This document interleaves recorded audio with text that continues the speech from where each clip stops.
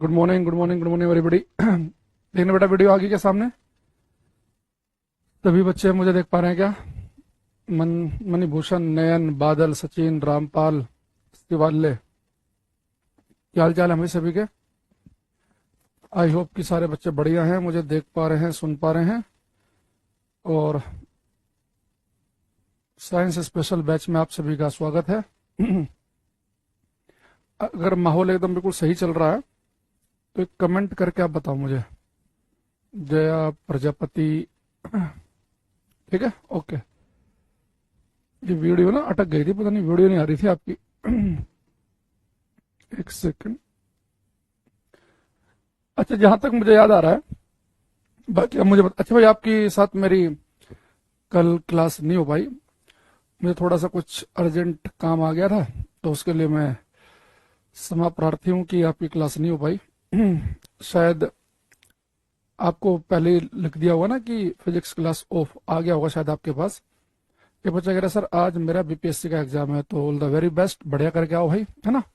Chill माहौल में जाना है, एकदम फ्री माइंड से हम जाते हैं ना, 3-4 क्वेश्चन बढ़ जाते हैं अपने आप से ही। रावत, सतीश, अंकुश, बेबी नायडू, ठीक है। चलो बेटा, हाँ देखो, तो जहां तक मुझे याद आ रहा है, क्योंकि 1-2 क्लास दिन हो गए बीच में ऑफ हो गया, तो वेलोसिटी जो होता है, वेग, ये मैंने आपको बताया था कि अगर किसी वस्तु के पास वेलोसिटी है तो आपको इसकी स्पीड भी पता है और उसकी डायरेक्शन भी पता है। ये मैंने आपको बताया था, है ना, कि अगर किसी वस्तु का वेग आपको पता है तो उसकी चाल भी पता है और उसकी दिशा भी, दोनों चीजें आपको पता है ना। तो अगर मैं आपसे बोल दूं कि भाई, एक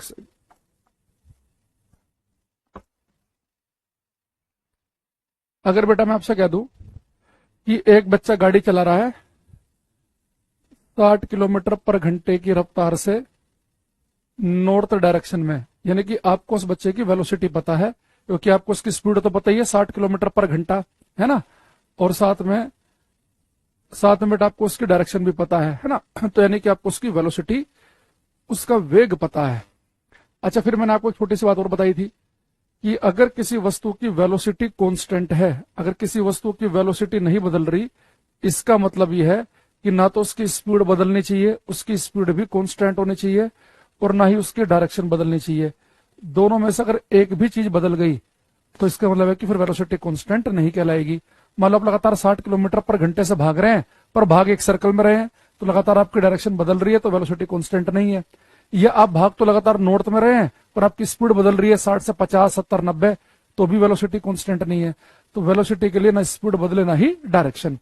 और फिर मैंने जाते जाते एक बात आपको और बताई थी कि अगर हम दो लोगों में कंपेयर करें, ए और बी में, अगर ये ए भाग रहा है 20 मीटर पर सेकंड से ईस्ट में, और ये बी भी भाग रहा है 20 मीटर पर सेकंड से नॉर्थ में, तो इन दोनों की वेलोसिटी सेम नहीं है, इन दोनों की स्पीड तो सेम है, पर डायरेक्शन अलग अलग है, तो इनकी स्पीड सेम कहलाएगी पर वेलोसिटी सेम नहीं कहलाएगी।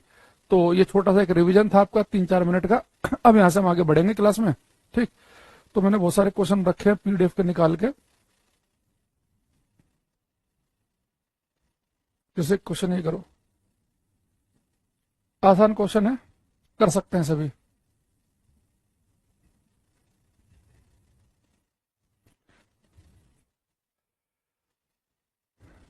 इसने लिखा है कि ये particle moves with a uniform velocity, एक कण एक समान वेग से गति करता है। तो कह रहा बेटा, अगर एक पार्टिकल की वेलोसिटी यूनिफॉर्म है, एक कण एक समान वेग से गति कर रहा है,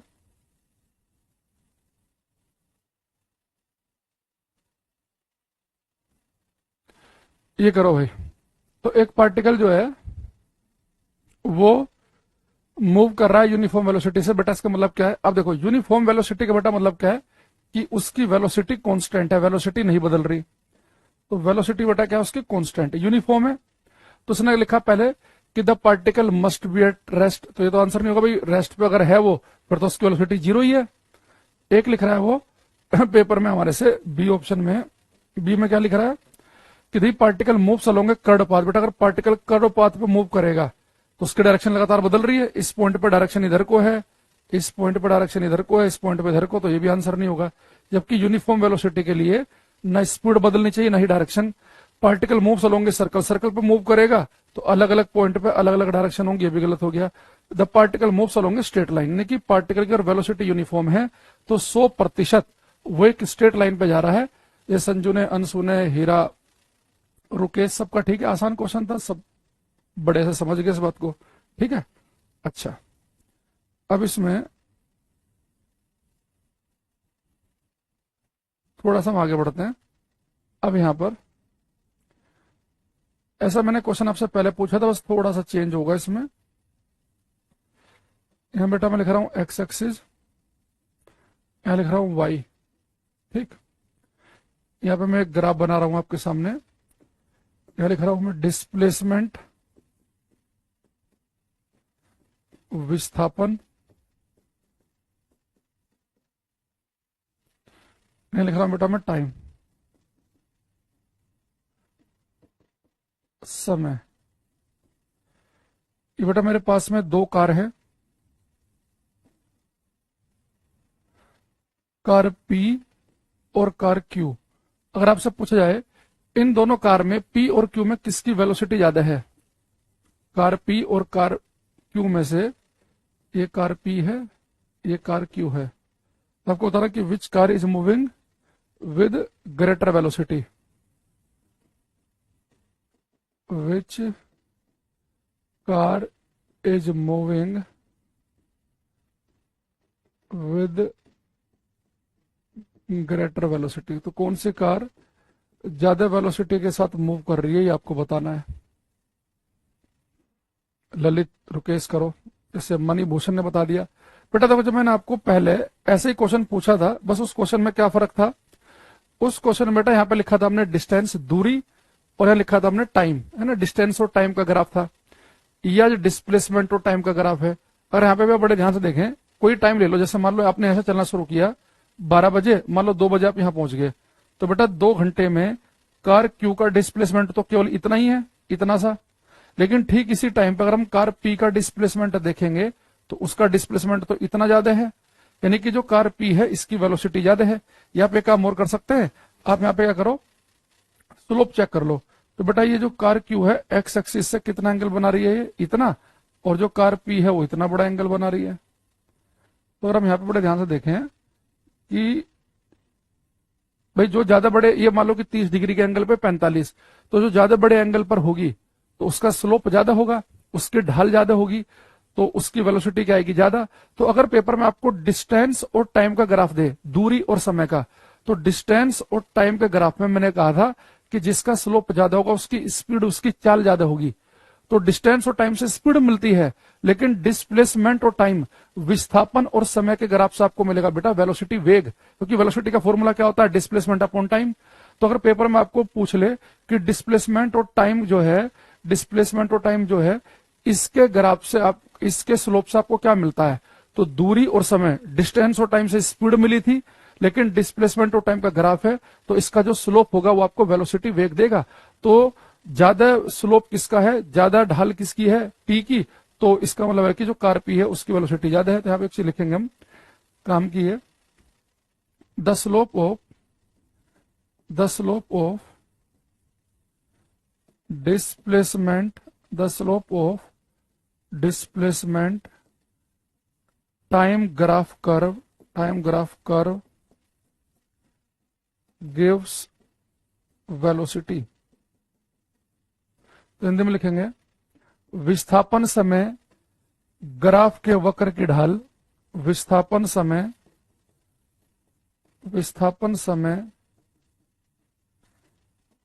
ग्राफ के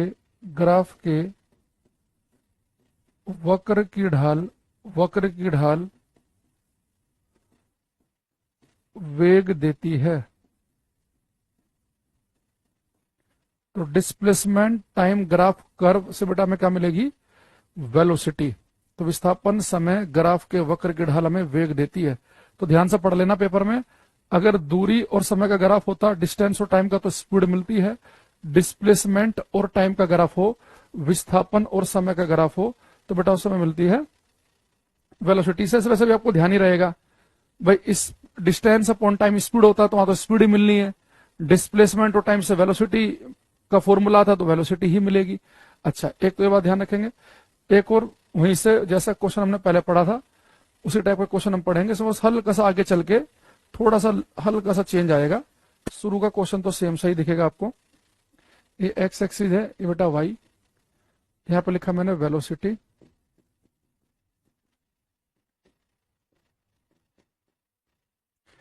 और लिखा बेटा मैंने यहां पर टाइम, समय। इस मेरे पास में ये मैंने ग्राफ बनाया है। यहाँ पर टाइम मान लो कि 0 है, 0 टाइम, और ये हमारे पास में है 12 सेकंड, 12 सेकंड, और बेटा वेलोसिटी है 20 मीटर पर सेकंड। तो आपको बताना बेटा कि 12 सेकंड के अंदर टोटल डिस्प्लेसमेंट कितना होगा। टोटल डिस्प्लेसमेंट बताना आपको 12 सेकंड के अंदर। The total displacement, the total displacement of the particle in 12 second. तो 12 सेकंड में बेटा कितना विस्थापन हुआ ये आपको निकालना है। विनायक भाई तुम क्या मूर्ख हो क्या थोड़े से हैं? बताओ, पहले लिख दो, लिखित में लिख दो कि जी आज ये मैं हूं। कह रहा है जी फिजिक्स में थोड़ी पोर्शन कवर कराएं। ये क्या चल रहा है क्लास में? मजाक चल रहा है क्या क्लास में? क्या हो रहा है ये? कौन है ये? कहां से आते हैं बच्चे? ये क्या है भाई? ये कि डिस्प्लेसमेंट और टाइम का ग्राफ है, उसके स्लोप से हमें क्या मिलेगा? वेलोसिटी मिलेगी। क्या पढ़ रहे हो तुम ये? और अभी से अभी एक कॉन्सेप्ट लिखवाएंगे। कह रहा है थ्योरी बताओ। आधे को तो ही नहीं पता कि थ्योरी क्या होती है, न्यूमेरिकल क्या, कॉन्सेप्चुअल क्या है। कुछ भी लिखा जा रहा है क्लास में। अब यहाँ पे हमारे पास में कुछ आंसर आ रहे हैं। अनुज, बीबी नायडू, मणि भूषण, दलित कुछ दे रहे हैं हमें। बेटा एक्चुअली देखो, जब मैंने आपको क्लास में स्पीड और टाइम का एक ग्राफ बनाया था तो मैंने कहा था कि अगर स्पीड और टाइम का ग्राफ आपके पास में है तो उसके अंदर का एरिया, जो कर्व आपको दिखेगी उसके अंदर का एरिया आपको दूरी देगा। तो वेलोसिटी और टाइम का ग्राफ अगर आपके पास में हो तो इसके अंदर का एरिया निकाल लो। तो वेलोसिटी और टाइम का ग्राफ है, इसके अंदर का जो एरिया है वो आपको डिस्प्लेसमेंट देगा, वो डिस्प्लेसमेंट। तो अगर आपके पास में वेलोसिटी और टाइम का ग्राफ है तो इसके अंदर का एरिया, देखो ये बहुत सारे बच्चे कंफ्यूज रहते हैं, भूल जाते हैं। आपको ऐसा याद रखना कि स्पीड और टाइम है तो उसके अंदर के एरिया से दूरी मिलेगी, स्पीड टाइम के अंदर के एरिया से। लेकिन वेलोसिटी और टाइम का ग्राफ है, उसके अंदर का एरिया आपको डिस्प्लेसमेंट और विस्थापन देगा। तो पहले यहां पे लिख लेते हैं हम ये line, the area under the curve of velocity time graph, the area under the curve of velocity time graph gives displacement. Hindi में लिखेंगे, वेग समय ग्राफ के वक्र के अंदर का क्षेत्रफल, वेग समय ग्राफ के वक्र के अंदर का क्षेत्रफल, वेग समय ग्राफ के वक्र के अंदर का क्षेत्रफल विस्थापन देता है। तो अगर आपके पास में वेग और समय का ग्राफ है, उसके अंदर का एरिया निकाल लो। तो एरिया से आपको मिलेगा डिस्प्लेसमेंट और विस्थापन। तो बहुत सारे बच्चे जो विस्थापन है बेटा वो मीटर में नापते हैं। ये अंशु मीटर पर सेकंड क्यों लिख रहे हो? वेग समय ग्राफ कहा मैंने? तो वेग समय ग्राफ के अंदर का क्षेत्रफल आपको विस्थापन डिस्प्लेसमेंट देगा। तो डिस्प्लेसमेंट तो मीटर में होता है, ये मीटर पर सेकंड कहां से आया आपका? है ना, गलत हो गया। अब चलो इसके अंदर का एरिया निकालते हैं। Area under the curve. तो बेटा ये देखो, हमारे पास जो ग्राफ है उसमें ग्राफ में बेटा मुझे ये लाइन दी हुई है ये। तो मैंने जब इसके अंदर का क्षेत्रफल निकाला, ये बेटा क्षेत्रफल किसका आ रहा है? तो त्रिभुज का क्षेत्रफल आ रहा है। तो त्रिभुज का क्षेत्रफल क्या होता है? 1/2 बेस इंटू हाइट, 1/2 आधार गुणा ऊंचाई। तो बेस कितना है हमारा? ये 0 से स्टार्ट हुआ, कितना आता है बेस? 12 सेकंड का बेस है। और ये बेटा हाइट कितनी है, यहां से देखो यहां तक हाइट कितनी है 20 मीटर पर सेकंड की, और हाइट है हमारे पास 20 मीटर पर सेकंड की। सेकंड से गया सेकंड, 2 छिंग 12, 20 छिका 120, तो 120 मीटर आ गया। तो जिनका 240 आया था उन सबका गलत है। भाई आप एक चीज बताओ, जब मैंने यहाँ पे जो वेलोसिटी और टाइम का ग्राफ बनाया उसमें कर्व ये है, तो इस कर्व ने, ये एंड पॉइंट ये है, इसका शुरुआत वाला पॉइंट ये है, तो इस कर्व ने बेटा जो एरिया ऑक्यूपाई किया है, इसके अंदर का जो क्षेत्रफल है वो तो त्रिभुज का क्षेत्रफल है। और त्रिभुज का क्षेत्रफल सबको पता ही है, 1/2 आधार गुणा ऊंचाई होता है, 1/2 बेस इंटू हाइट। तो अब आप लोग यहाँ पे स्क्वायर का एरिया क्यों निकाल रहे हो, लंबाई गुणा चौड़ाई कर दे रहे हो आप लोग, 12 गुणा 20 कर दे रहे हो, तो इसलिए आपका आंसर गलत आ रहा है। तो जब भी आपको एरिया अंडर द कर्व निकालना है तो उस कर्व देखो, उस कर्व ने जो एरिया घेरा है, वो जो एरिया घेरा है वो त्रिभुज का एरिया बन रहा है कि रेक्टेंगल आयत का एरिया बन रहा है कि स्क्वायर का एरिया बन रहा है कि सर्कल का एरिया बन रहा है, तो आपको एरिया देखना पड़ेगा। तो जिन्होंने 120 मीटर लिखा था पहली बार में, उनका ठीक है। शुरू के कम से कम 10-12 बच्चों के कमेंट 240 आए थे लिखे हुए, 240 वालों का सबका गलत है। अब मैं आपको ये सारी बातें याद करने का तरीका बताता हूं कि कैसे याद रखना है। यहाँ पे देखना सब बच्चे बड़े ध्यान से। अगर बेटा आपको स्पीड निकालनी हो तो आपको पता है कि स्पीड का फॉर्मूला होता है दूरी बटे समय, डिस्टेंस अपॉन टाइम, ये तो आपको ध्यान हो गई। और जो वेलोसिटी होती है वेग, उसके फॉर्मूले में क्या आता है, डिस्प्लेसमेंट अपॉन टाइम। अब हमें बड़े ध्यान समझना कि अगर पेपर में आपको डिस्टेंस और टाइम का ग्राफ दे रखा हो, तो बेटा डिस्टेंस और टाइम का ग्राफ का अगर आप स्लोप निकालोगे, स्लोप, तो उससे आपको क्या मिलेगा, स्लोप से मिलेगी आपको स्पीड। डिस्टेंस और टाइम का ग्राफ है तो आपको जो स्लोप निकालेंगे, जो ढाल निकालेंगे, वो स्लोप आपको स्पीड देगा। डिस्प्लेसमेंट और टाइम का ग्राफ है तो इसके स्लोप से हमें क्या मिलती है, वेलोसिटी, वेग मिलता है। ठीक है, इस बेटा में क्या मिलेगा, वेलोसिटी, वेग। दूसरा एक बात का ध्यान रखेंगे, स्पीड और टाइम का ग्राफ है तो इसके अंदर का एरिया, स्पीड टाइम ग्राफ के अंदर का एरिया डिस्टेंस देगा, लेकिन वेलोसिटी और टाइम का ग्राफ है तो इसके अंदर का एरिया आपको डिस्प्लेसमेंट, विस्थापन देगा, है ना।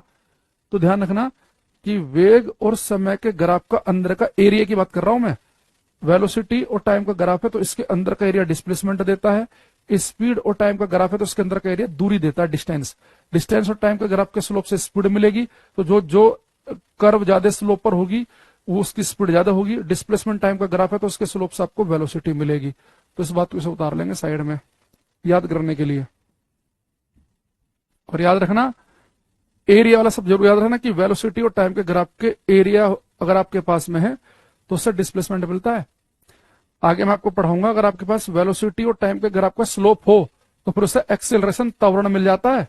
तो एक एक शब्द याद रखेंगे कि वेग समय ग्राफ के अंदर का क्षेत्रफल, शब्द पूरा जोड़ेंगे कि वेग समय का ग्राफ हो और उसके अंदर का क्षेत्रफल है तो विस्थापन मिलेगा।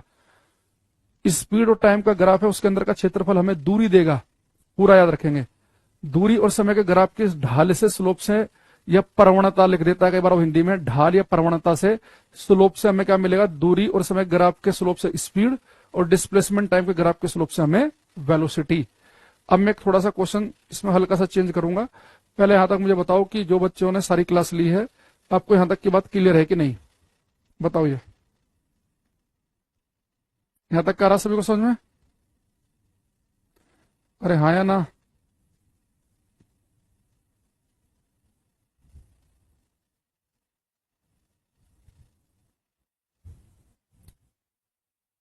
मणिभूषण, ललित, हीरामणि, जय।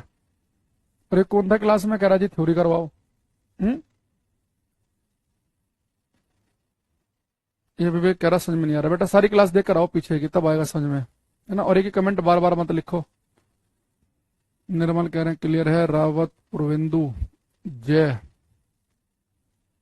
ठीक है, तो जो बच्चे ने केवल क्लास जिन्हें मोबाइल चला चला के सुनी है ना, अब उन्हें दिक्कत आएंगी क्योंकि लगातार इन्फॉर्मेशन इकट्ठी होती रहेंगी।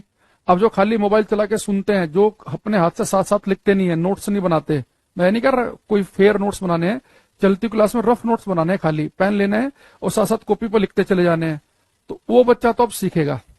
जिसने केवल पिछली 4-5 क्लास या तो पूरी नहीं देखी या केवल सुनी है मोबाइल चलाकर, अब उनके साथ समस्या आने लगेगी। और जितनी क्लास आगे बढ़ती रहेगी उन्हें वो उतना ही बाकी बच्चों से पीछे छूटते चले जाएंगे। तो मेहनत करने वालों में और नहीं करने वालों में धीरे धीरे डिफरेंस बनेगा। ठीक है। अच्छा, अब एक क्वेश्चन मैं आपसे पूछ रहा हूं, और ये जितनी बातें मैंने आपको बताई है सारी पहले बता रखी हैं। तो चलती हुई क्लास में कोई सोचे कि पीछे की क्लास लिए बिना उसे आ जाएगा, भाई नहीं आएगा। अगर आप इस गलत फहमी में हो तो गलत फहमी अभी दूर कर लो। अब यहां पे लिखा है बेटा एक्स एक्सिस, ये लिखा है वाई, यहां पे लिखा मैंने वेलोसिटी, वेग, यहां लिखा है टाइम, समय। तो वेग समय का ग्राफ आपके सामने बनाने वाला हूं मैं।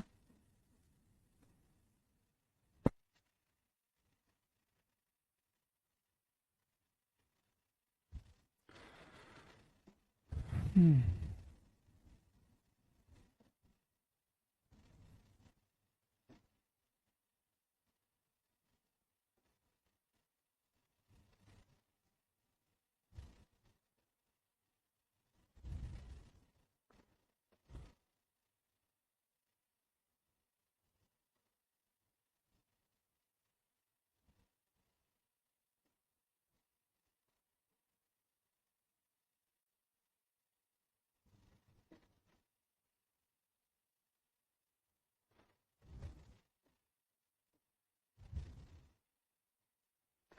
बट हमारे पास लिखा टाइम लिखा सेकंड में, ये 0 सेकंड है, यहाँ पे 6 सेकंड, यहाँ 10, 12 सेकंड, 20 सेकंड।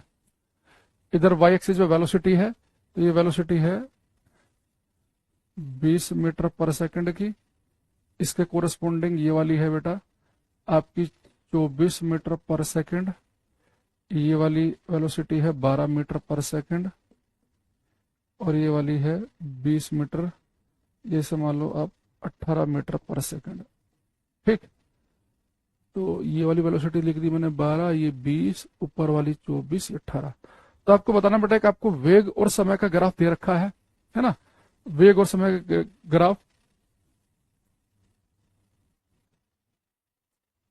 ठीक है प्रबंधो, यहाँ देखो बेटा, आपको बताना है कि 20 सेकंड में टोटल डिस्प्लेसमेंट कितना हुआ। आपको बताना है total displacement, total displacement in 20 second. 20 second में कुल विस्थापन कितना होगा, जो पार्टिकल के लिए हमने वेलोसिटी और वेग का, ये वेलोसिटी और टाइम का जो हमने ग्राफ बनाया है, तो 20 सेकंड में उसका कुल कितना विस्थापन हुआ ये आपको बताना है।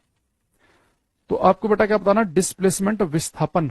और आप क्या समझेंगे कि सर आपने ग्राफ तो दिया हमें वेलोसिटी और टाइम का, वेग और समय का ग्राफ दिया है, और आप डिस्प्लेसमेंट पूछ रहे हो, तो निकाल लेंगे, क्योंकि वेलोसिटी और टाइम का ग्राफ हो तो उसके अंदर का एरिया निकालो। तो एरिया जब आप निकालेंगे अंदर का, तो उससे आपको क्या मिल जाएगा, उस अंदर के एरिया से डिस्प्लेसमेंट विस्थापन मिलता है। हम पहले पढ़ चुके हैं कि अगर हमारे पास वेलोसिटी और टाइम का ग्राफ हो, वेग समय का ग्राफ हो, उसके अंदर का क्षेत्रफल हमें विस्थापन देता है डिस्प्लेसमेंट। तो मैंने आपको वेलोसिटी और टाइम का ग्राफ दे दिया है, इसके अंदर का क्षेत्रफल निकाल के आप डिस्प्लेसमेंट विस्थापन बताओ। करो ये, सब करेंगे ट्राई है। गजाला, पूर्वेंदु, मनोज, करो बेटा ये।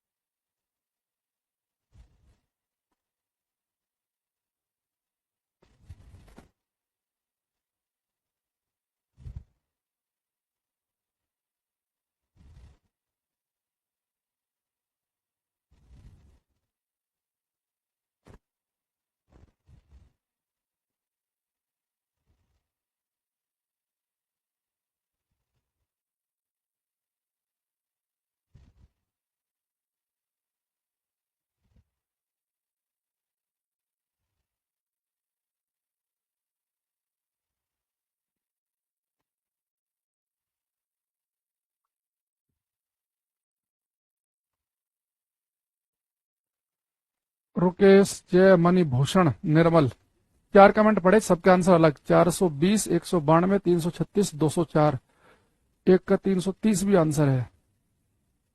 चलो निकालते हैं। देखो बेटा, आपके पास में वेलोसिटी और टाइम का ग्राफ है, तो आपको एरिया निकालना तो आता ही है। यहाँ पे देखो, यहां से यहां तक ये फर्स्ट पॉइंट, ये आखिरी, तो इस कर्व में कितना एरिया घेर लिया, ये वाला एरिया। इसे मैं A1 लिखूंगा, इस एरिया को, ठीक है, A1 एरिया। ये बेटा ये वाली जो कर्व है, ये इनिशियल पॉइंट और फाइनल पॉइंट, इसने ये वाला एरिया घेर लिया, इसे मैं A2 कहूंगा, ये जो एरिया है ना। अब यहां जाओ, इनिशियल पॉइंट फाइनल, इसने इतना, ये A3 एरिया मान लो, और ये A4 इनिशियल फाइनल, तो इस कर्व ने ये एरिया घेर लिया।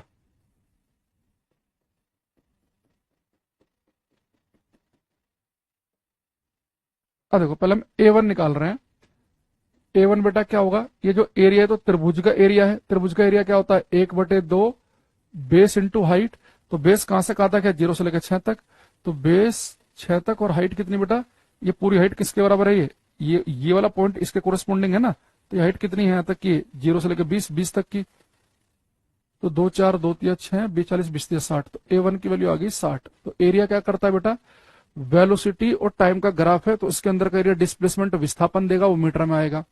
अब A2 निकालते हैं।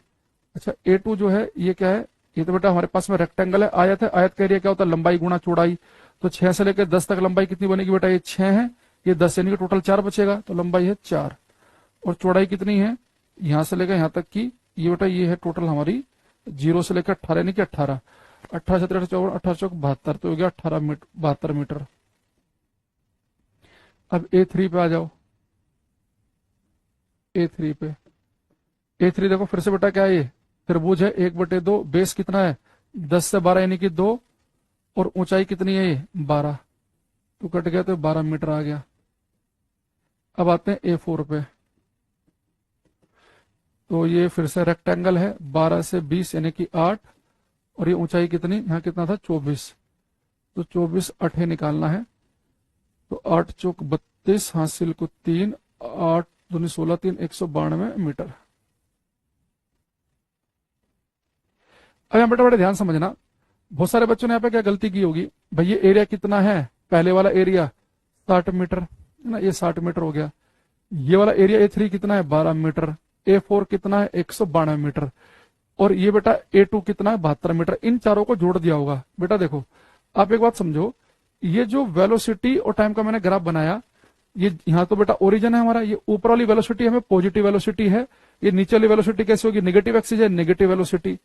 तो बेटा नेगेटिव वेलोसिटी का मतलब क्या है, यानी ऑब्जेक्ट आपका इधर को जा रहा था, ये पॉजिटिव वेलोसिटी है, नेगेटिव वेलोसिटी का मतलब कि वो वापस आने लगा, वापस आ रहा है। तो डिस्प्लेसमेंट में हम क्या करते हैं, इनिशियल और फाइनल को स्ट्रेट लाइन से जोड़ते हैं, हमारा डिस्प्लेसमेंट होता है। तो जब आप वेलोसिटी और टाइम का ग्राफ है और आप उसमें डिस्प्लेसमेंट विस्थापन निकाल रहे हो, तो आपको करना क्या पड़ेगा, जो ऊपर वाले एरिया है ना, उन सबको तो जोड़ना पड़ेगा, और ऊपर वाले एरिया में से नीचे वाला एरिया घटाना पड़ेगा। क्योंकि नीचे वाला एरिया क्यों घटा रहे हैं हम, क्योंकि बेटर नीचे वाली वेलोसिटी बता रही है नेगेटिव वेलोसिटी। तो पॉजिटिव वेलोसिटी यानी कि आप जा रहे थे, मान लो ईस्ट को आपने पॉजिटिव वेलोसिटी लिया, तो आपका पार्टिकल पूरब में जा रहा था, तो नेगेटिव वेलोसिटी यानी कि वापस पश्चिम में आने लगे।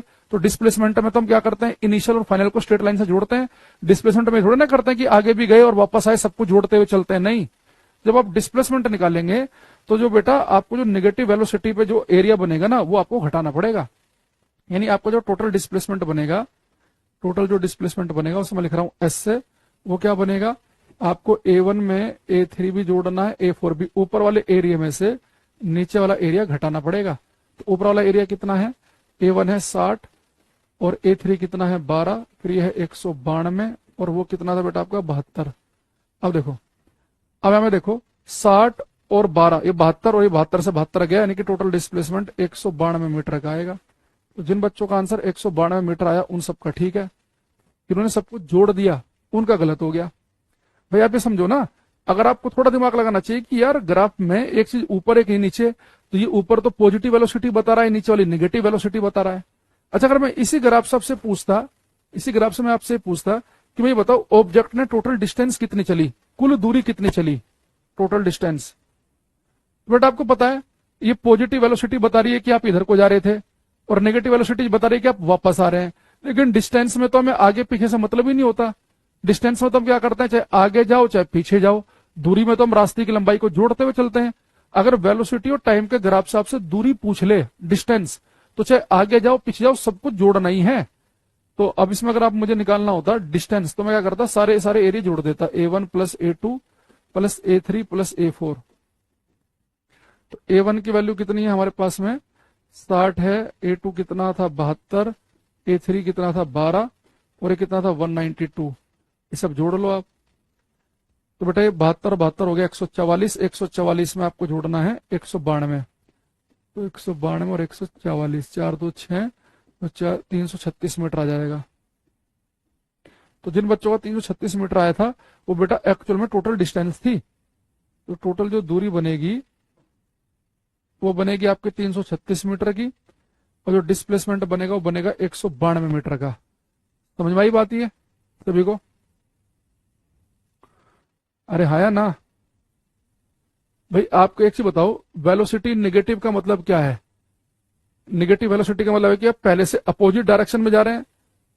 भाई ये वाली वेलोसिटी मैंने पॉजिटिव मान रखी है, तो ये वाली मैं नेगेटिव मान रहा हूं। सर A2 में 1/2 BH क्यों होगा? अरे A2 ये है, ये ट्रायंगल दिख रहा है, तो ये किसे दिख रहा है बच्चों को? त्रिभुज है। अरे त्रिभुज है भाई, ट्रायंगल के एरिया में आता है 1/2 बेस इंटू हाइट। त्रिभुज का एरिया नहीं पता तुम्हें क्या होता है? राइट एंगल ट्रायंगल का समकोण त्रिभुज का क्षेत्रफल होता है 1/2 आधार गुणा ऊंचाई। तो इसमें आएगा 1/2 बेस इंटू हाइट, यहां भी आएगा 1/2 बेस इंटू हाइट। लेकिन ये दोनों त्रिभुज थोड़े ना, ये तो आयत है, रेक्टेंगल है। रेक्टेंगल का एरिया क्या होता है? लंबाई गुणा चौड़ाई। तो लंबाई कितनी बन रही है 6 से 10 यानी कि 4, और ये बेटा ऊंचाई कितनी बन रही है आपकी 18 तक की। ऐसे यहां देखो, यहां भी मैंने 1/2 नहीं किया, 12 से 20 तो कितना लंबाई बनी 8, और चौड़ाई कितनी बन रही है 24, तो 192 हो गया। अरे तुम्हारा तो मैथ भी कमजोर है। A2 बेटा मैंने ये वाला लिया, ये वाला A2। A1 ये है, A2 ये है, A3 ये है, A4 ये है। तो A1 और A3 जो है वो आएगा एरिया किसका? ट्रायंगल का, त्रिभुज का। और A2 A4 आएगा, वो आएगा रेक्टेंगल का, आयत का।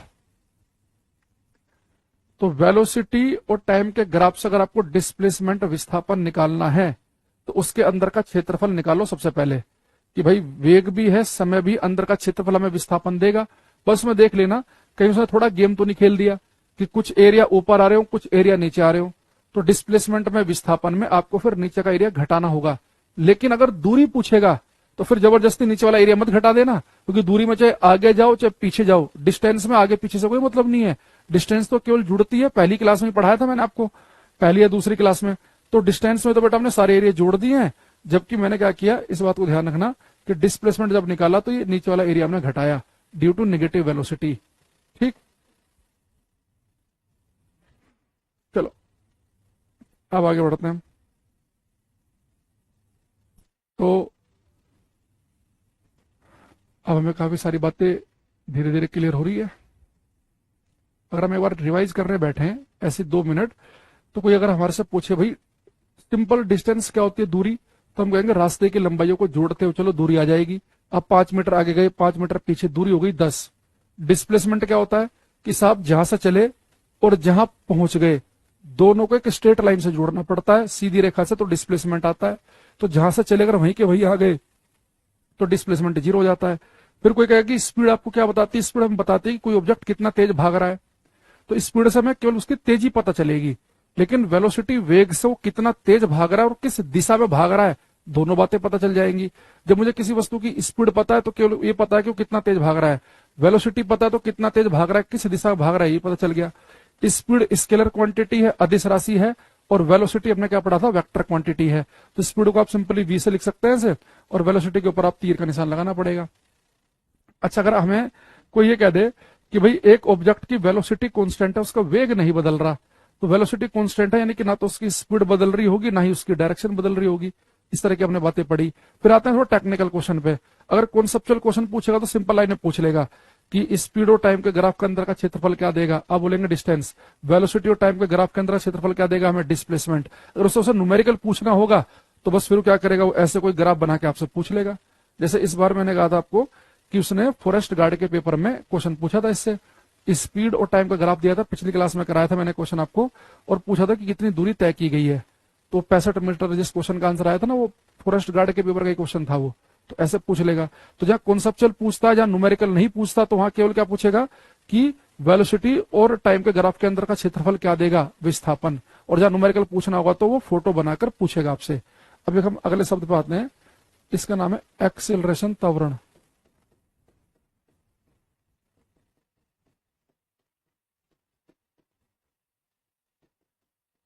Acceleration,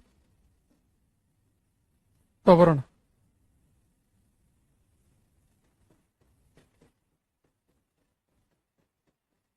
acceleration.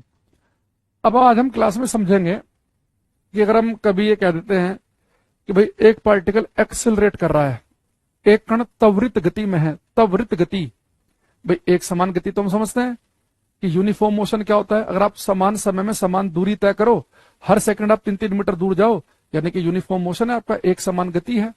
लेकिन त्वरित गति, एक्सेलरेटेड, ये शब्द हम कब लगाते हैं कि एक्सेलरेट करना, ये आज हम क्लास में समझेंगे। तो इसके लिए मैं एक छोटे से क्वेश्चन से स्टार्ट करता हूं हर क्लास में, आपसे भी पूछेंगे। क्वेश्चन मेरा ये है, अगर मैं आपसे कह दूं कि एक ऑब्जेक्ट है, वो कांस्टेंट स्पीड से भाग रहा है, एक ही स्पीड से, उसकी स्पीड नहीं बदल रही, मान लो उसकी स्पीड है 60 किलोमीटर पर घंटा। अगर कोई ऑब्जेक्ट एक कांस्टेंट स्पीड से, एक नियत चाल से भागे, तो उस वस्तु के अंदर एक्सेलरेशन होगा कि नहीं होगा, वो वस्तु एक्सेलरेट कर रही है कि नहीं कर रही है। अगर कोई वस्तु कांस्टेंट स्पीड से भाग रही हो, तो आपको क्या लगता है कि उसके अंदर वो एक्सेलरेट कर रही है कि नहीं कर रही है, अगर एक ही स्पीड से भाग रही हो? ये सब बच्चे बताएंगे।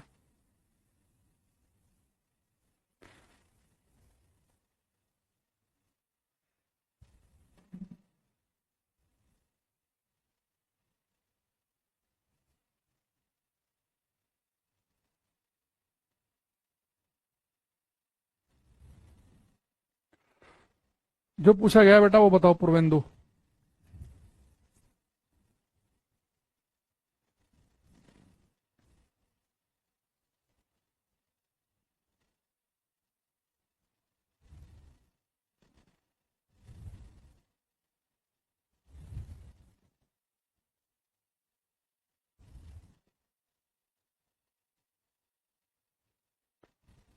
मणिभूषण, पूर्वेंदु, मधुकर, निर्मल, पूरी क्लास में सबको गलत है अभी तक।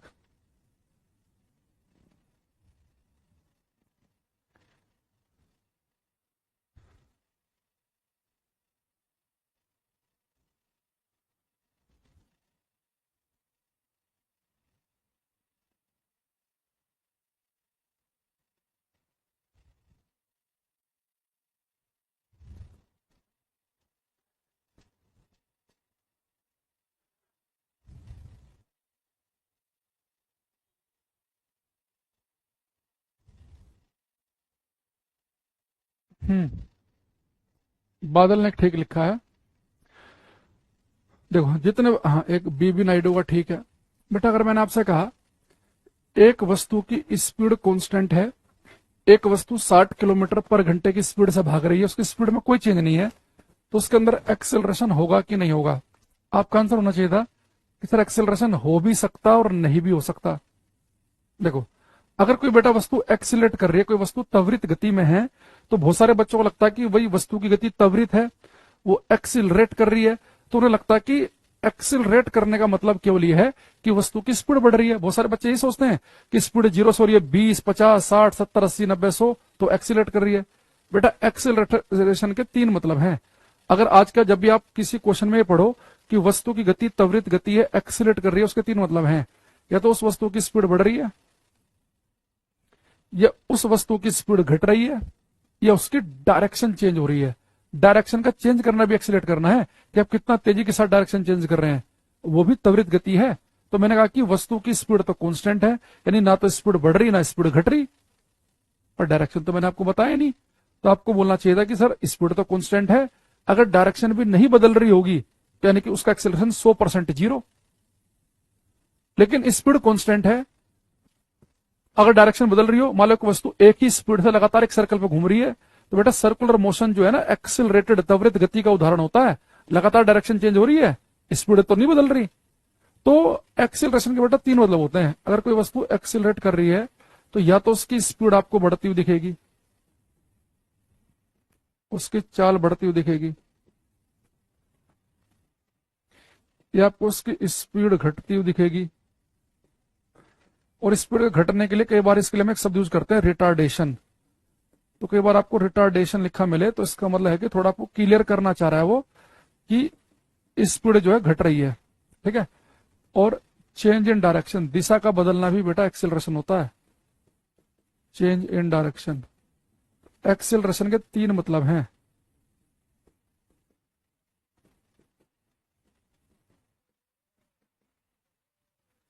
स्पीड का बढ़ना एक्सिलरेट करना, स्पीड का घटना एक्सिलरेट करना, और डायरेक्शन में चेंज होना, ये भी क्या है, एक्सिलरेशन है। तीनों चीजें एक्सिलरेशन है। स्पीड बढ़े, घटे, या डायरेक्शन चेंज हो। तो अब देखो बहुत बार बच्चों को पेपर में फंसाता है वो लिख देगा कि एक वस्तु की स्पीड कांस्टेंट है तो उसका एक्सिलरेशन, पहले ऑप्शन लिख देगा कि 0। एक में क्या लिखेगा कि स्पीड कांस्टेंट है तो लिख देगा एक्सिलरेशन में और मे नॉट भी 0। तो अगर स्पीड कांस्टेंट है तो एक्सिलरेशन 0 हो भी सकता है और नहीं भी। भाई स्पीड कांस्टेंट है यानी कि ना तो स्पीड बढ़ रही ना घट रही, पर डायरेक्शन का तो आपने बताया नहीं। अगर डायरेक्शन चेंज हो रही होगी तो एक्सिलरेशन होगा, नहीं हो रही होगी तो फिर तो होगा ही नहीं। तो आप लिखेंगे हम इंपोर्टेंट लिखकर, if speed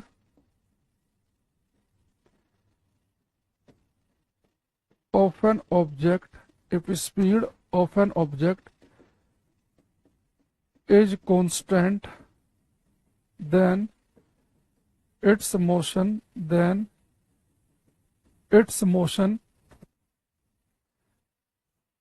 may or may not be accelerated।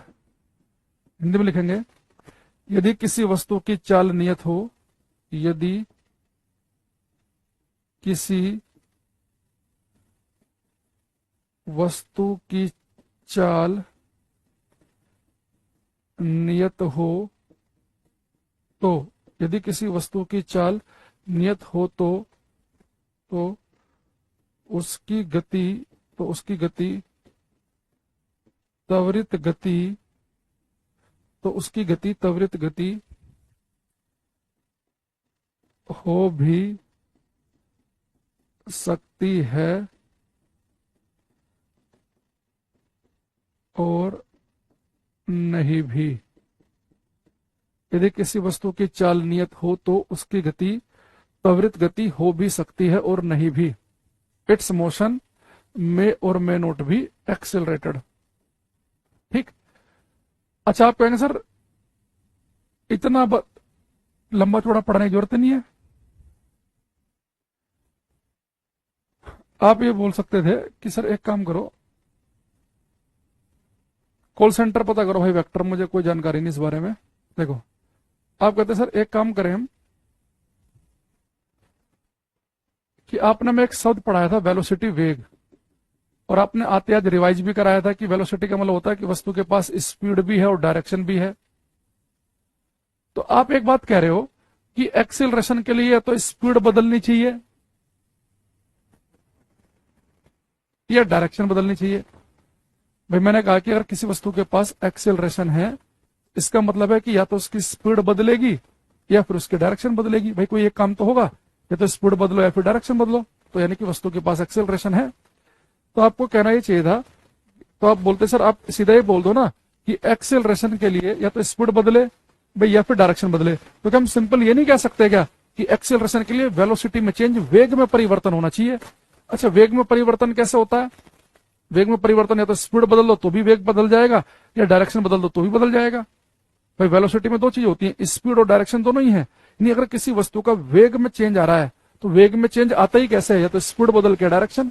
तो सही मायने में एक्सेलरेशन के लिए हम आज के बाद वेलोसिटी में चेंज देखेंगे, वेग में परिवर्तन देखेंगे। तो कोई अगर आपसे पूछ ले कि भाई एक्सेलरेशन की सही डेफिनेशन क्या है, तो अगर आप किताबों में अगर आपने कभी भी एक्सेलरेशन की डेफिनेशन पढ़ी होगी, वहां आपको लिखा मिलेगा वेग परिवर्तन की दर, rate of change in velocity, यानी कि आपका वेग कितना तेजी के साथ बदल रहा है। तो जितना तेजी के साथ आपका वेग बदलेगा यानी एक्सेलरेशन है। कभी भी आप किताबों में एक्सेलरेशन के डेफिनेशन में चेंज इन स्पीड नहीं देखेंगे, क्योंकि एक्सेलरेशन के लिए या तो स्पीड में चेंज करो या फिर डायरेक्शन में चेंज करो। तो वेलोसिटी अगर बदल रही है, वेग बदल रहा है, तो यानी कि वस्तु के अंदर एक्सेलरेशन है। तो यहां पर एक चीज लिखेंगे हम, एक्सेलरेशन के डेफिनेशन। अब हम एक्सेलरेशन के डेफिनेशन लिखने के लायक हो चुके हैं, लिखेंगे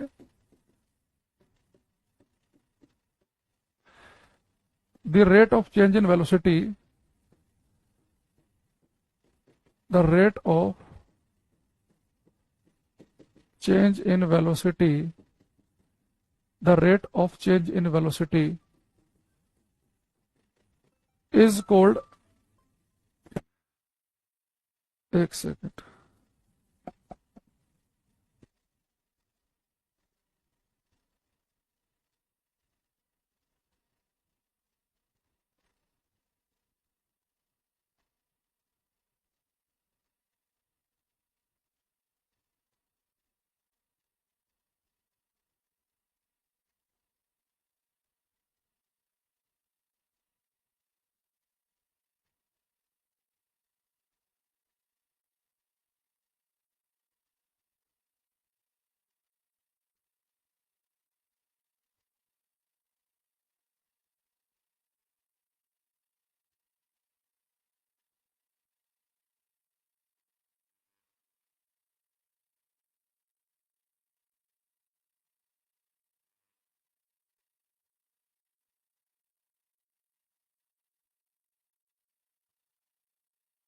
the rate of change in velocity is called acceleration। Hindi में लिखेंगे वेग परिवर्तन की दर, वेग परिवर्तन की दर त्वरण कहलाती है।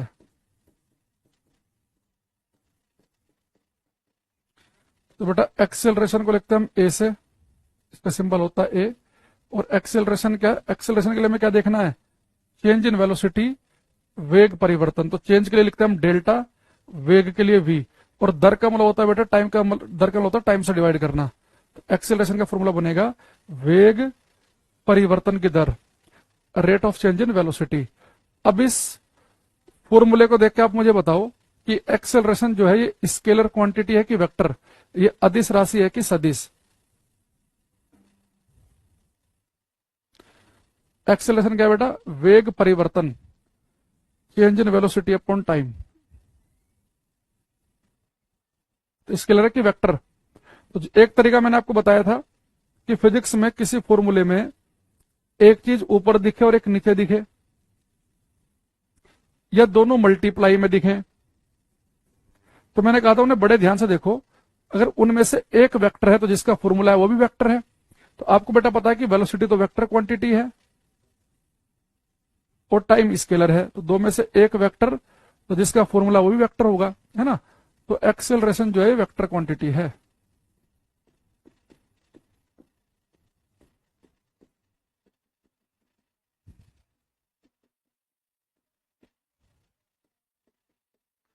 सदिश राशि।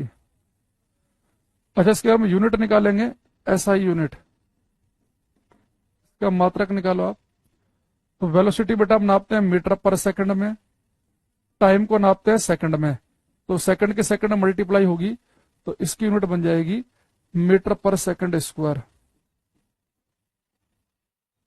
मीटर पर सेकंड स्क्वायर, है ना। अच्छा, तो एक्सेलरेशन का हमारे पास में बेटा क्या आ गया, फॉर्मूला निकल के, एक्सेलरेशन हो गया वेग परिवर्तन बटे समय।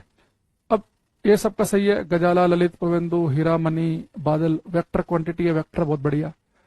यूनिट इसकी याद रखना मीटर पर सेकंड स्क्वायर है, ठीक है। अच्छा, मैं आपसे एक चीज पूछूं, सारे ऑप्शन ध्यान सुनना। अगर मैं आपसे कहूं कि बेटा एक ऑब्जेक्ट की वेलोसिटी कांस्टेंट है, उसकी वेलोसिटी कांस्टेंट है, उसका वेग नियत है, तो उसके अंदर एक्सेलरेशन होगा या नहीं होगा, या हो भी सकता है और नहीं भी। ध्यान सुनो दोबारा से, एक वस्तु की वेलोसिटी, उसका वेग नियत है, वेलोसिटी कांस्टेंट है, तो एक्सेलरेशन होगा या नहीं होगा, या हो भी सकता है और नहीं भी। बताओ।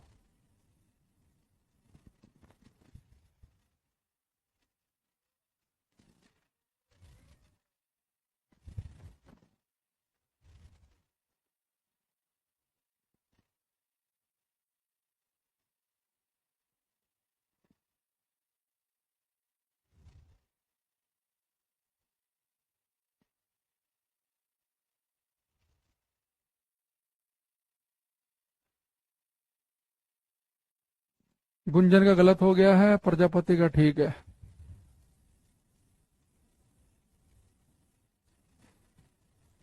सबको आंसर देना है इसका। मणिभूषण का भी गलत है, निर्मल का सही है।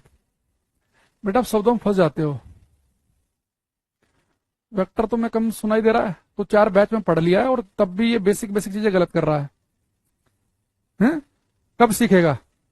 हमने क्या बोला कि वेलोसिटी कांस्टेंट है, तो वेलोसिटी कांस्टेंट का मतलब क्या है कि ना तो उसकी स्पीड बदल रही ना ही डायरेक्शन बदल रही। अरे वेलोसिटी कांस्टेंट है तो फिर तो एक्सेलरेशन 100% जीरो होगा। वेलोसिटी कांस्टेंट है। अगर मैं आपसे कहता कि स्पीड कांस्टेंट है तो फिर तो आप कहते सर अगर स्पीड कांस्टेंट है तो एक्सेलरेशन हो भी सकता और नहीं भी, क्योंकि डायरेक्शन तो आपने बताई नहीं। अगर स्पीड कांस्टेंट हो तो एक्सेलरेशन हो भी सकता और नहीं भी। लेकिन जब मैंने आपको वेलोसिटी कांस्टेंट कह दिया, वेग नियत कह दिया, तो वेलोसिटी कांस्टेंट का मतलब ही यही है कि ना तो स्पीड बदल रही ना डायरेक्शन, तो डायरेक्शन को बताने की अलग से क्या जरूरत है जब वेग कह दिया आपको। तो आप बोलेंगे अगर वेलोसिटी कांस्टेंट है तो 100% एक्सेलरेशन जीरो होगा। देखो स्पीड कांस्टेंट है, एक्सीलेट वस्तु कर भी सकती है और नहीं भी कर सकती, लेकिन वेलोसिटी कांस्टेंट का मतलब ही यही है कि ना तो उसकी स्पीड बदल रही ना ही डायरेक्शन बदल रही। फिर क्यों लिख रहे हो कि हो भी सकता नहीं भी, मे भी? बड़ा सुंदर सा ऑप्शन लग रहा है हमें ये, है ना। तो आप लिखेंगे if velocity of an object, if velocity of an object is constant, then its acceleration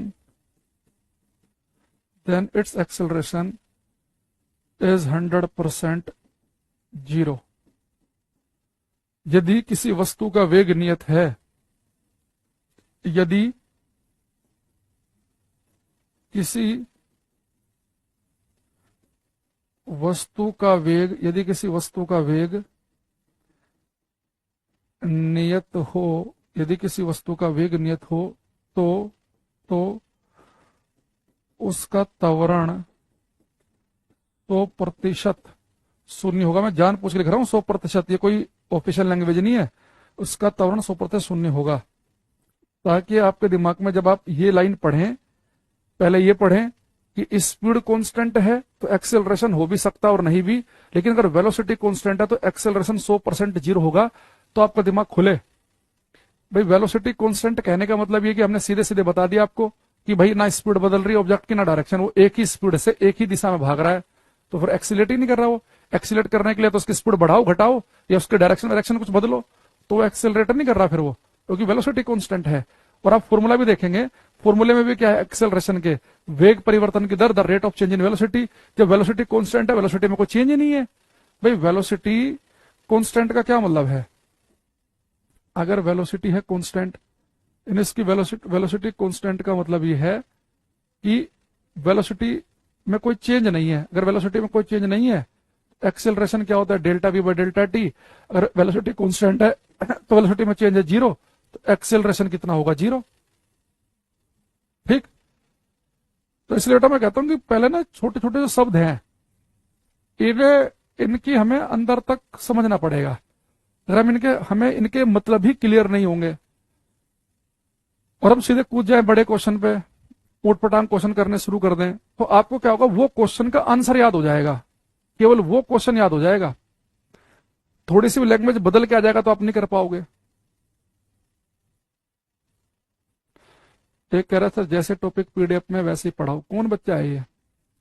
class से भगा दो तुम्हें? कितने मूर्खतापूर्ण हरकतें कर रहे हो तुम। कह रहे जो टॉपिक पीडीएफ में वैसे ही पढ़ाओ। क्या करें इनका हम?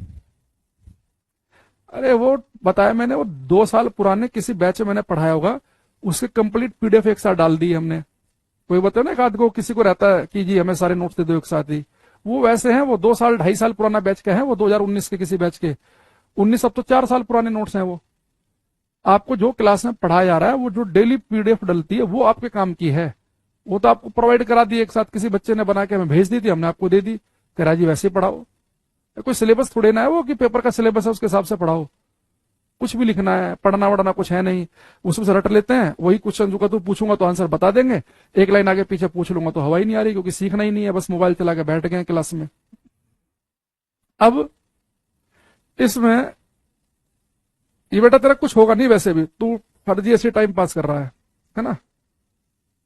अब तेरी मर्जी है, तू पढ़ना चाहे तो पढ़ ले, वैसे लग नहीं रहा मुझे कुछ होगा तेरा। ये क्वेश्चन करना, अभी ये मैंने करवाया, पिछली क्लासेस का है ये। अरे 4 साल पुराने कोई नोट्स नहीं कह रहा जी, उसके हिसाब से पढ़ाओ। वो तो जो डाल दिया, मैं अगली क्लासेस से तो हटवाने ही वाला हूँ वो।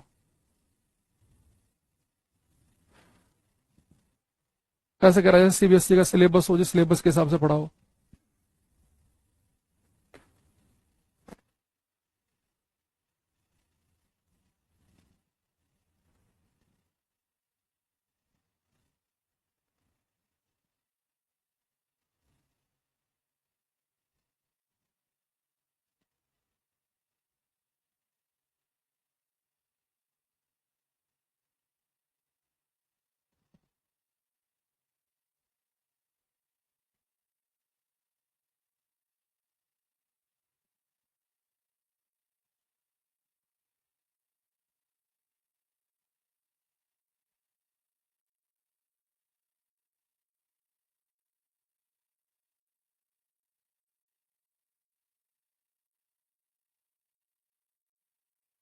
हम्म वेक्टर जोगी, अरुण मणि भूषण सतीश, कुछ आंसर हमारे पास में आ रहे हैं।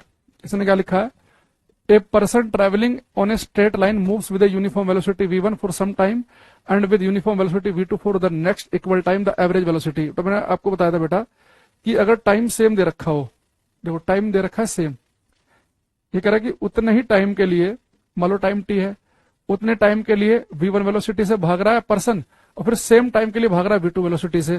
तो आपको मैंने बताया था अगर टाइम सेम दे रखा हो तो एवरेज वेलोसिटी सिंपल है, दोनों वेलोसिटी को जोड़ के 2 से डिवाइड कर दो। तो जबरदस्ती सी क्यों बता रहे हो भाई, सतीश प्रजापति बी बता रहा है, एक बच्चा वेक्टर सी बता रहा है, जिसका जो मन कर रहा है।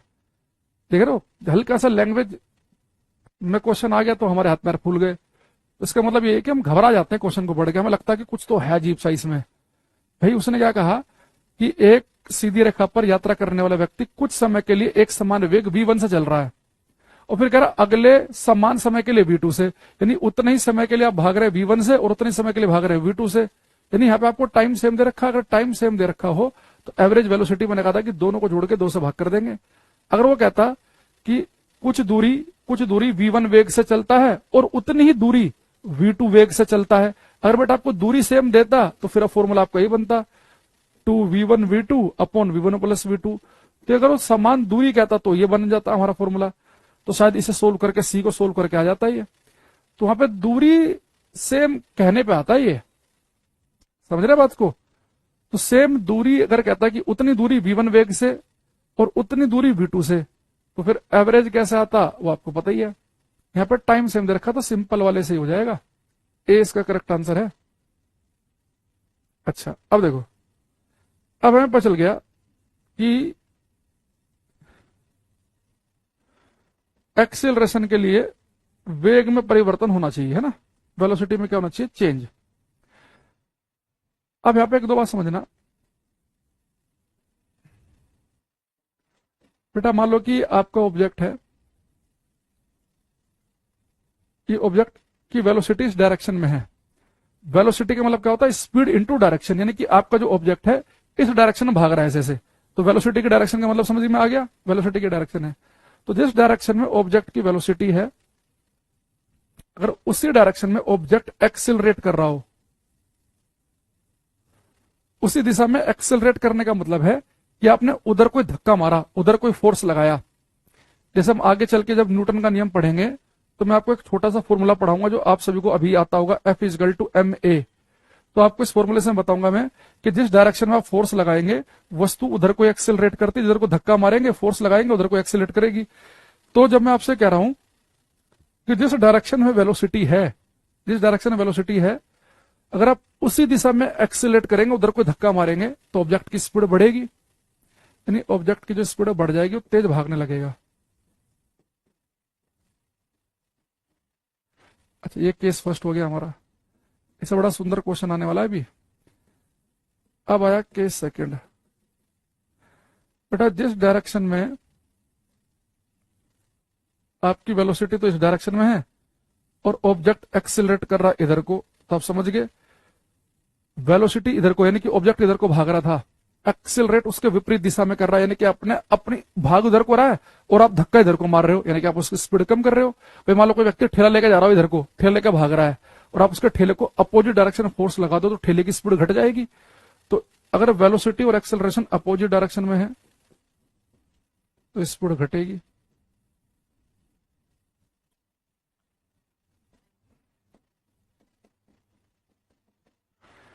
अच्छा बेटा, वेलोसिटी और एक्सेलरेशन दोनों बिल्कुल एक दूसरे के परपेंडिकुलर हों। अब एक्सेलरेशन जो है 90 डिग्री के एंगल पे है, ना तो वेलोसिटी की डायरेक्शन में है ना इसके अपोजिट है 90 डिग्री के एंगल पे। तो बेटा अब ना स्पीड बढ़ेगी ना घटेगी, केवल ये अब केवल डायरेक्शन चेंज होगी। जब मैं आपको पढ़ाऊंगा सर्कुलर मोशन, उसमें मैं आपको दिखाऊंगा भी कि सर्कुलर मोशन में ऑब्जेक्ट एक ही स्पीड भागेगा, यूनिफॉर्म सर्कुलर मोशन में एक समान वृत्तीय गति में ऑब्जेक्ट एक ही स्पीड से भाग रहा होगा, उसके डायरेक्शन चेंज हो रही है बस। क्यों? क्योंकि वहां पर वेलोसिटी और एक्सेलरेशन 90 डिग्री के एंगल पे होते हैं। तो अगर एक्सेलरेशन कभी वेलोसिटी से 90 डिग्री के एंगल पे हो तो यहाँ पे क्या होगा, चेंज इन डायरेक्शन। तो केवल दिशा को चेंज करेगा, दिशा में चेंज लाने का काम करेगा। तो हमारे पास 3 केस बने।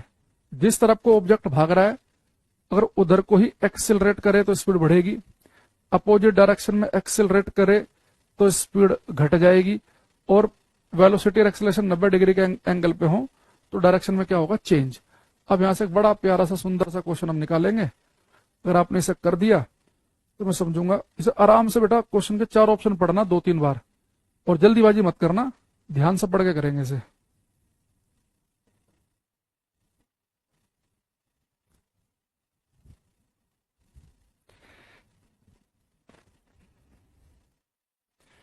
करो ये।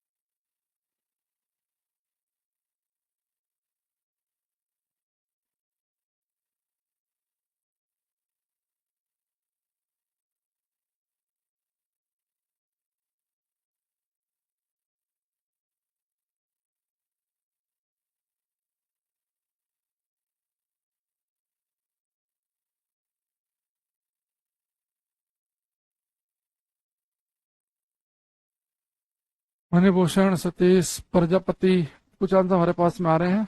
जोगी, जय। बेटा इसने क्या लिखा, ए particle is moving along a straight line. बेटा एक पार्टिकल जो है स्ट्रेट लाइन के अलोंग मूव कर रहा है, ठीक है जी, तो मान लो जरूर कर रहा है।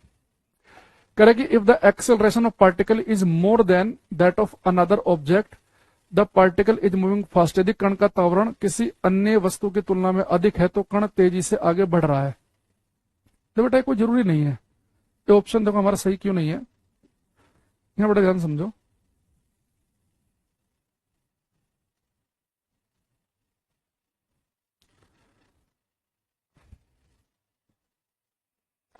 अगर बेटा मैं आपसे कहूं एक वस्तु का एक्सेलरेशन है 10 मीटर पर सेकंड स्क्वायर, एक वस्तु का त्वरण जो है वो 10 मीटर पर सेकंड स्क्वायर है ना। तो इस बात का मतलब क्या है, बहुत सारे बच्चों से अगर मैं पूछूं कि एक वस्तु की स्पीड है 10 मीटर पर सेकंड, वो तुरंत बता देंगे कि इसका मतलब सर यह है कि ये वस्तु हर सेकंड 10 मीटर दूर जा रही है, हर सेकंड 10 मीटर दूर। वेलोसिटी अगर वस्तु की है 10 मीटर पर सेकंड ईस्ट में, तो इसका मतलब भी बता देंगे आप कि सर वेलोसिटी 10 मीटर पर सेकंड है, वस्तु हर सेकंड 10 मीटर दूर जा रही है पूरब दिशा में, पर एक्सेलरेशन 10 मीटर पर सेकंड स्क्वायर है, इसका क्या मतलब है?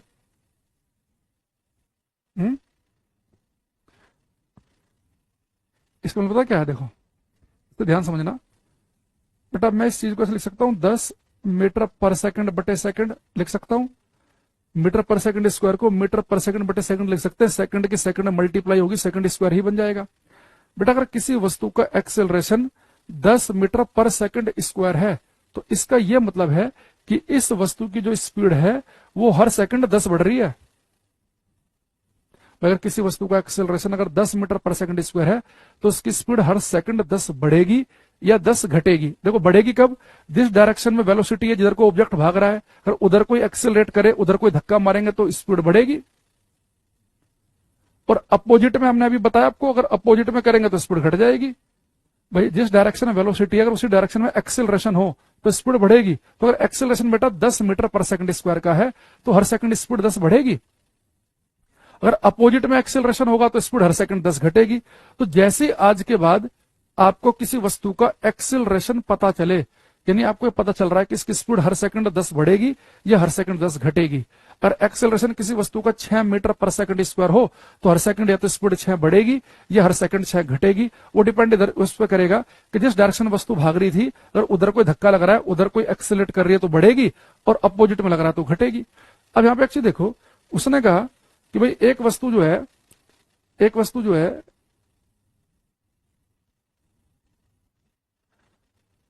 इसका एक्सेलरेशन बेटा मान लो कि एक वस्तु जो है इसका एक्सेलरेशन मैंने मान लिया 6 मीटर पर सेकंड स्क्वायर और दूसरे का मान लिया 2। इसने कहा हमारे से कि if the acceleration of particle is more than that of another, बेटा इसका जो एक्सेलरेशन इससे ज्यादा है तो कह रहा है कि पार्टिकल जो है ये मूव कर रहा है फास्ट।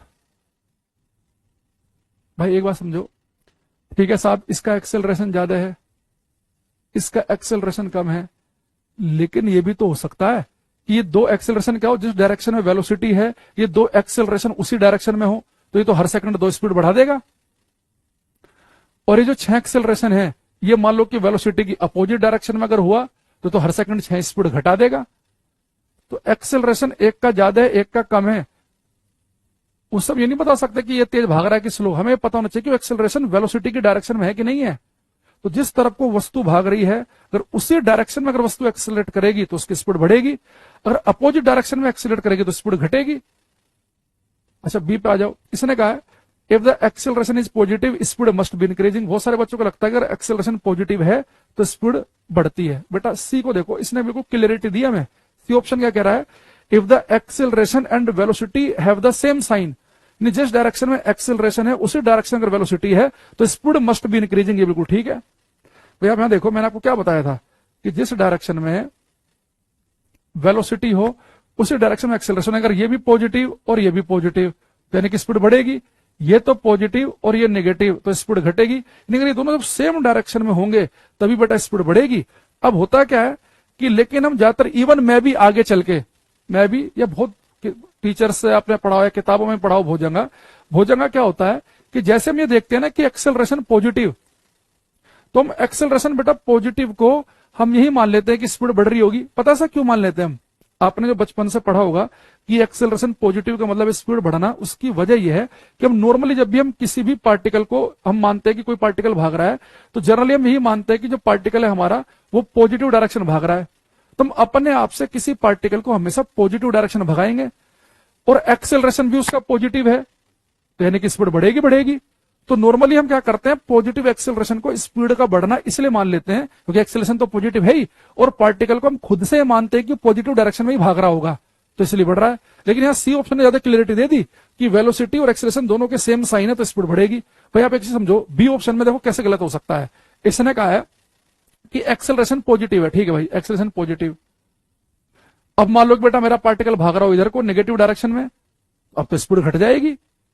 तो ये बी से में उतनी क्लियरिटी नहीं मिली क्योंकि बी में कहा कि अगर एक्सेलरेशन पॉजिटिव है जरूरी नहीं कि स्पीड बढ़ेगी, एक्सेलरेशन तो पॉजिटिव है, पर अगर मैं वेलोसिटी को नेगेटिव ले लूं कि वेलोसिटी ऑब्जेक्ट भाग तो इधर को रहा है, मैं धक्का मार रहा हूं इधर को, तो स्पीड घट नहीं गई क्या। पर वो जनरली मैं भी आगे चल के यही करूंगा कि जब मैं कहूंगा कि भाई एक्सेलरेशन पॉजिटिव है तो स्पीड बढ़ रही होगी, वो ऐसा क्यों कर लेंगे हम, क्योंकि एक्सेलरेशन पॉजिटिव और अपनी तरफ से जब हम पार्टिकल को भगाएंगे हम भी यही मान के चलेंगे कि पार्टिकल पॉजिटिव डायरेक्शन में भाग रहा है। पर यहां तो जब हमें ऑप्शन चूज करना है तो यह तो हमें साफ साफ दिख रहा है अच्छा डी में क्या लिख रहा है बेटा ये कि एक्सेलरेशन जीरो है, वेलोसिटी कांस्टेंट, बिल्कुल बात सही है। अगर वेलोसिटी कांस्टेंट है एक्सेलरेशन जीरो होगा। एक आगे लिख रहा है बट स्पीड में भी चेंजिंग। भैया जब वेलोसिटी कांस्टेंट है तो स्पीड तो चेंज हो ही नहीं सकती। तो एक्चुअल में अगर आपको कभी ये समझना हो कि स्पीड कब बढ़ती है कब घटती है, तो आप बोलेंगे सर स्पीड तब बढ़ेगी कि वेलोसिटी और एक्सेलरेशन दोनों सेम डायरेक्शन होने चाहिए। यानी अगर वेलोसिटी पॉजिटिव है तो एक्सेलरेशन भी पॉजिटिव, दोनों पे सेम साइन हो। अगर दोनों दो पॉजिटिव है तो स्पीड बढ़ेगी, अगर एक है पॉजिटिव एक है नेगेटिव तो फिर स्पीड घटेगी, अगर ये दोनों अपोजिट में हो जाए। और एक मैंने कहा कि 90 डिग्री पे तो कोई चेंज आएगा ही नहीं। भैया हमने पहली क्लास में बता रखा, रवि बार बार नहीं बताएंगे की बात, ठीक है। तो दोनों सेम डायरेक्शन में तो स्पीड बढ़ेगी, अपोजिट में तो घटेगी, और 90 डिग्री के एंगल पे है तो कोई चेंज नहीं होगा। आ गई बात समझ सभी को। तो नॉर्मली जब हम एक्सेलरेशन पॉजिटिव होता है स्पीड बढ़ रही होगी, हम ऐसा इसलिए मान लेते हैं क्योंकि हम अपनी तरफ से हम ये हमेशा चूज करते हैं कि ऑब्जेक्ट जो है हमारा वो पॉजिटिव दिशा में ही भाग रहा है और एक्सेलरेशन भी पॉजिटिव, दोनों पे सेम साइन आ गया, इसलिए ऐसा कर लेते हैं हम। लेकिन यहाँ पे हमें चूज करना तो ज्यादा अच्छा ऑप्शन चूज करेंगे हम। चलो आज के लिए इतना ही रखते हैं, बाकी मिलेंगे नेक्स्ट क्लास में, ठीक है। और क्वेश्चन करेंगे इसमें भी धीरे धीरे, और अभी आपको बहुत बातें बतानी है इसमें। तो जब यहां तक हम पढ़ लेंगे एक्सेलरेशन तक का मतलब, तो फिर हम इसमें आगे लेवल बढ़ा सकते हैं, ठीक है। Bye, take care everybody, bye everyone.